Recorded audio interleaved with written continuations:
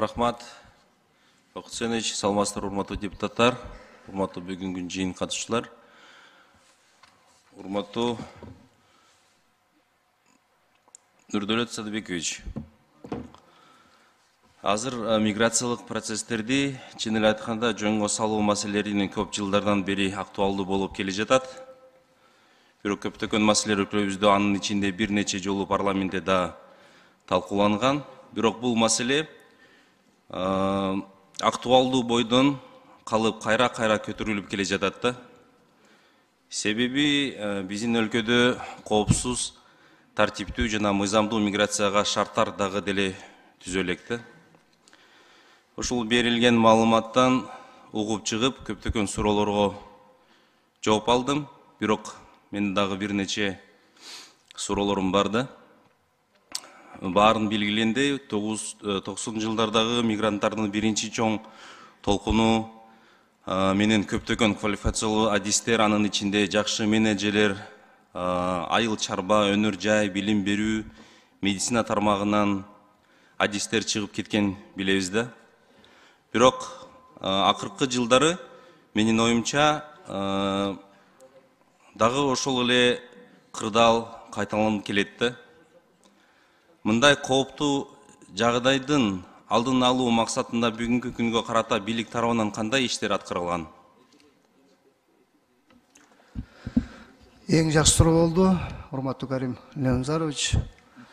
Жана мен докладымда да айтып кеттим. Негизи абдан баягы биздин мына врачтар чыгып кеткен, мугалимдер чыгып кеткен.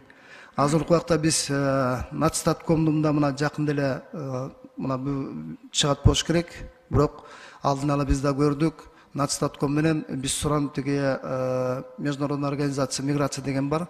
Жакшы статистика кылышты да. Ошо именно мурун мигранттар боюнча статистика жок болчу. Азыркы убакта статистика бар мигранттар боюнчачы. Буюрса жакында официалдуу түрдө да чыгат. Азыркы убакта мына көрүп атасыздар, бизде жумуш орундары наоборот жетишпей атат. Швейный цехте жетпей атат, жанагы курулуштарда жетпей атат.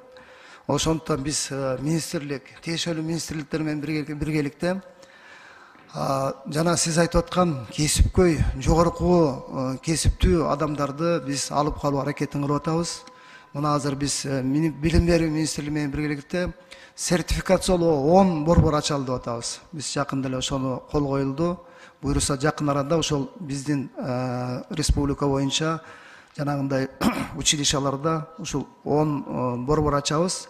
Ар бир кесипти сертификат менен тастыктап, ошонун негизинде жумуш алып барат да. Себеп дегенде мына курулуш боюнча көп чет мамлекеттен алып келип атпайбызбы багы күчтүү специалисттерди. Ошондуктан биз ошол боюнча жумуш алып барабыз.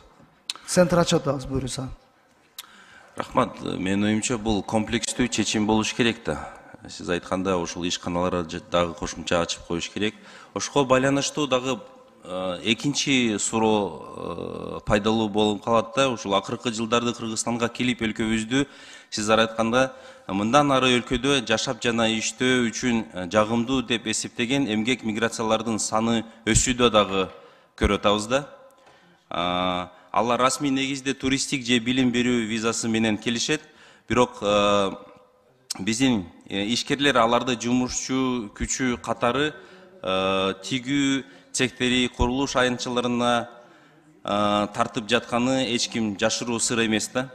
Азыркы убакта биздин тийиштүү мамлекеттик органдар бул процесстери канчалык деңгээлде жана кантип көзөмөлдөп жатышат да?